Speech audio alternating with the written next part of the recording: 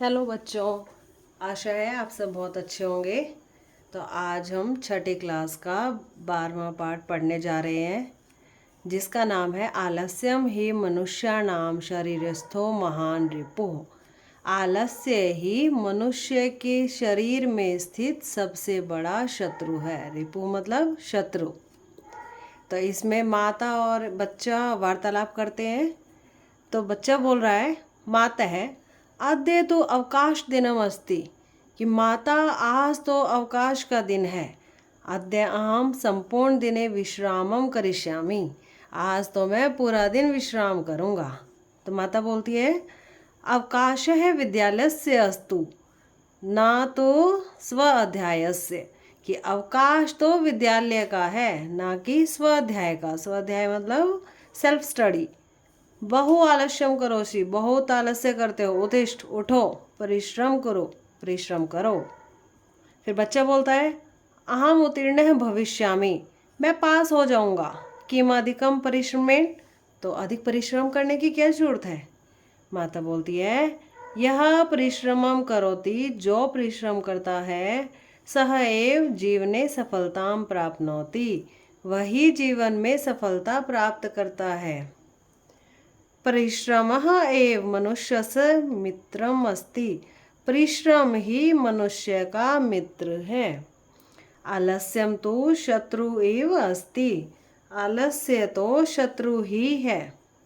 तो बच्चा बोलता है, तत्कथम माता, वो कैसे माता। माता बोलती है, यदि ज्ञातुम इच्छसि, यदि जानना चाहते हो, तरही एताम कथाम पठ, तो इस कथा को पढ़ो। तो चलिए हम भी उस कथा को पढ़ते हैं। कथा कुछ इस प्रकार है। एकस्मिन् विशाले ग्रामे कश्चन भिक्षुकः आसीत्, एक विशाल गांव में कोई भिखारी था। यद्यपि सः उन्नतः दृढ़काय च युवकः आसीत्, यद्यपि वह उन्नत और दृढ़काय युवक था, तथापि सः भिक्षाटनम करोति स्म, फिर भी वह भिक्षा मांगता था। भिक्षाटनम मतलब भिक्षा मांगता था।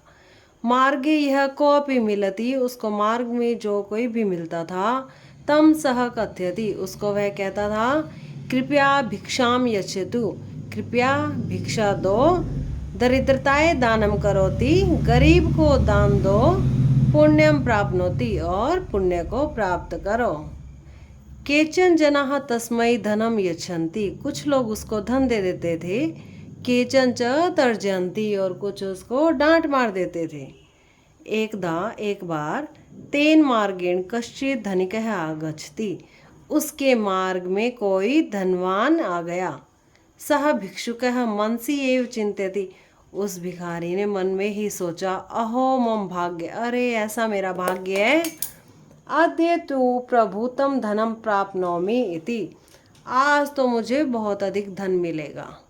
भिक्षुकः धनिकम वदति, भिक्षुक ने भिखारी ने धनवान को बोला, आर्य अहम अतीव दरिद्रः अस्मि, कि हे आर्य मैं बहुत गरीब हूँ। कृपया दानम करोतु इति, कृपया दान करो। धनिकः तम पृष्ठवान, तो धनवान व्यक्ति उससे पूछने लगा, तुम किम इच्छसि, तुम क्या चाहते हो। आर्य अहम प्रभुतम धनम इच्छामि, कि हे आर्य मैं बहुत अधिक धन चाहता हूँ। इति सह सविनय मुक्तवान, ऐसा उसने सविनय बोला। तदा तब धनिकः वदति, धनवान बोला, अहम तुभ्यम सहस्त्रम रूप्यकाणि यच्छामि, मैं तुम्हें हजारों रुपए दूंगा। त्वं मह्यं तौ पादौ यच्छ, तुम मुझे अपने दोनों पैर दे दो। भिक्षुकः वदति, भिखारी बोला, अहम मम पादौ तुभ्यम कथम ददामि, मैं अपने पैर तुम्हें कैसे दे दूं। बिना पादौ कथम वा चलामि, बिना पैरों के मैं कैसे चलूँगा। धनिकः वदति, धनवान बोला, अस्तु ठीक है, त्वं 5,000 रूप्यकाणि स्वीकुरु, तुम ये 5,000 रुपये स्वीकार करो। मह्यं तौ हस्तौ यच्छ, और मुझे दोनों हाथ दे दो।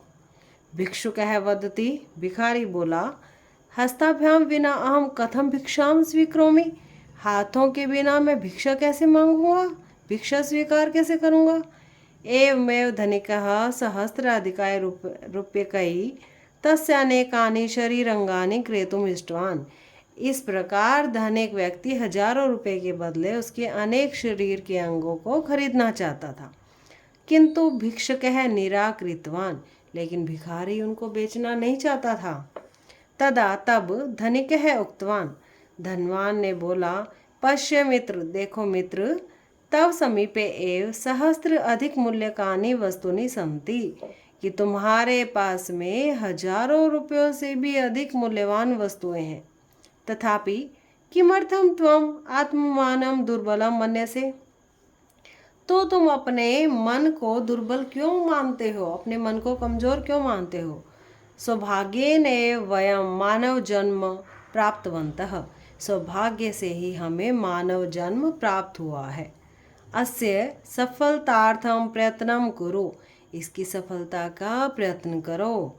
इतः गच्छ शुभम भवतु इति, इसलिए जाओ और तुम्हारा शुभ हो, ऐसा उसने बोला।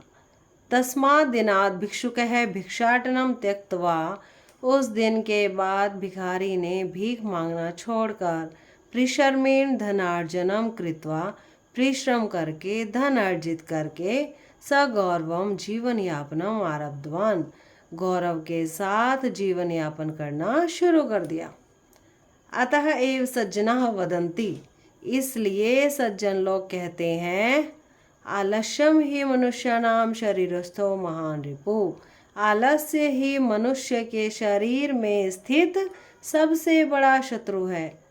न अस्ति उद्यम समो बंधु, उद्यम यानी परिश्रम के समान कोई भी भाई बंधु नहीं है।